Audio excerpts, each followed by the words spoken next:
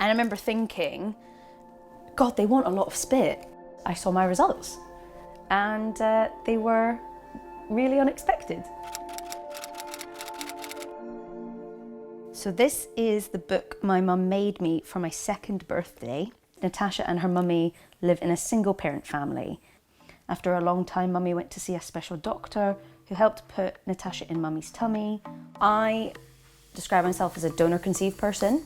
Donor conception is when you use somebody else's sperm, egg or embryos to conceive a child that you're going to carry.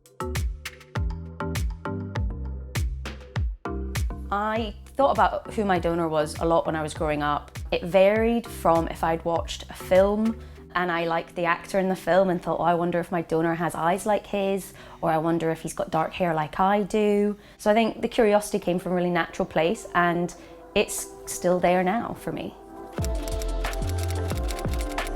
That was when the Human Fertilisation Embryo Authority was set up and began recording people who were born through donor conception. I'm lucky that I'm kind of even on the system.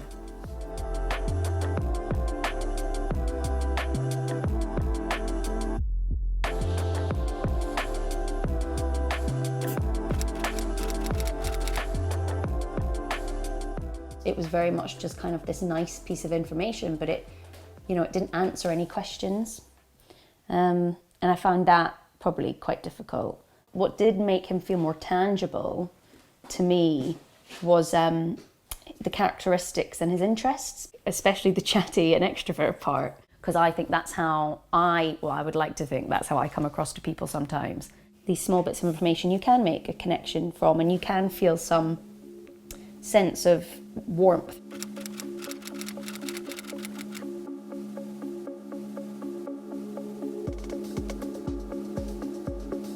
So in 2005, I was 13 and I had a lot of emotions and a lot of feelings. I saw as a 13-year-old, they've got it easier than I did. They're gonna have this information that I have been trying to access for decades.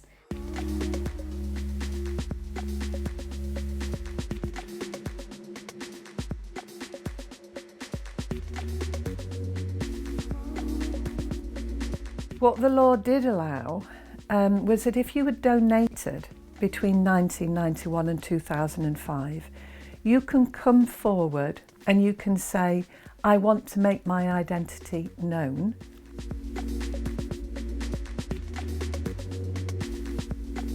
The reason it's disappointingly low is because there hasn't been an awareness raising campaign about it. That people aren't told that you have this new right now that you didn't have before, and you're free to use it if you wish.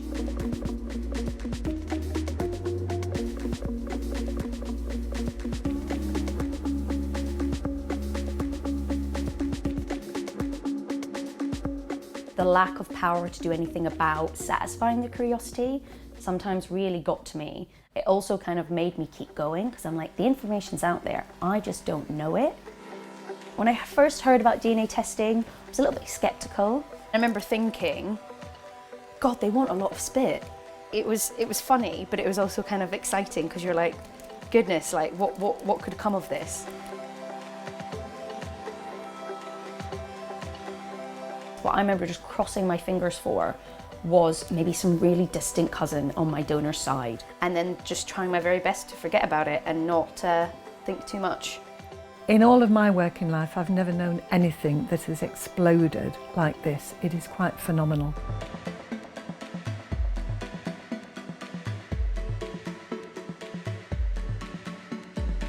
You yourself don't have to have taken a DNA test and have a bit of your DNA in that database for you to be found.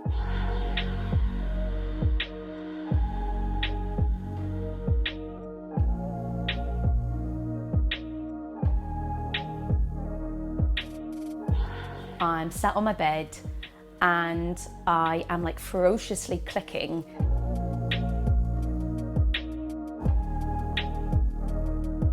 And it said my mum's name and the DNA match that we were, which was 50%. And below it said somebody half sister. And I just remember staring at the screen and then laughing, like joyfully kind of like laughing.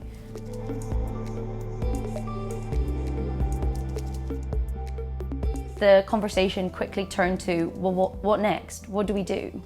You know, how do we make contact? While I grew up in a kind of very open and kind of fiercely proud way of our circumstances, a lot of people didn't. I felt like a responsibility to start on the right foot, you know, to make sure that first initial contact was done in the right way. The fact that as an only child, someone right in front of me was right there and they said that they were my half-sister, flabbergasted and ecstatic. I mean, I've got 1,230 relatives on here. The rights of my donor they are in my mind. You've got to be respectful of the fact that donors, in all good faith, were given information that their identity would never be known. But looking back, it's an assurance that they should really never have been given. So I think that we have to now engage with the fact that we have conflicting rights here.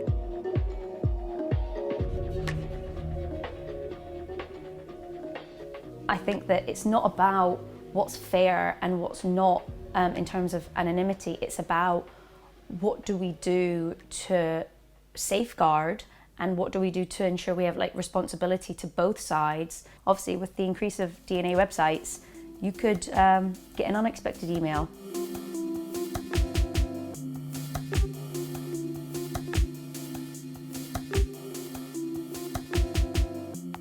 We must be saying to parents, please, please, don't think that this is something that you can keep secret. Some people are learning that they're donor conceived as a result of them or a genetic relative taking one of the tests for completely different reasons. There is no obvious place for them to go for professional support.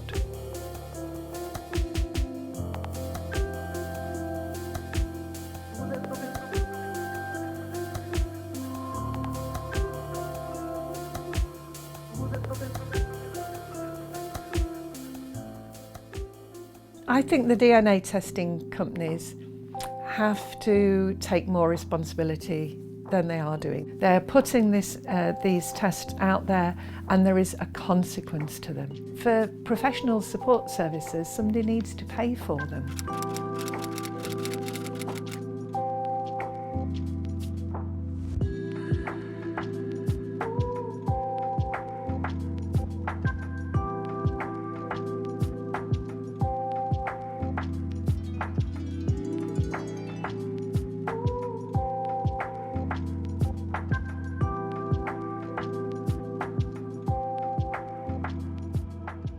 Do you feel like you have a right to know who your donor is?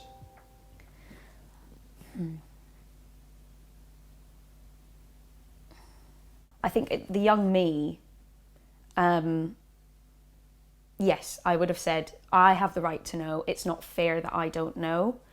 Theoretically, yes, I think people do have a right to know basic information about their heritage. The practicalities now that we have about making that a reality, I think is a very complex circumstance. Knowing that, you know, my donor's out there, I just don't know anything. I know it sounds weird, but I got used to that feeling because you get used to knowing nothing apart from the fact that something does exist, but that's it.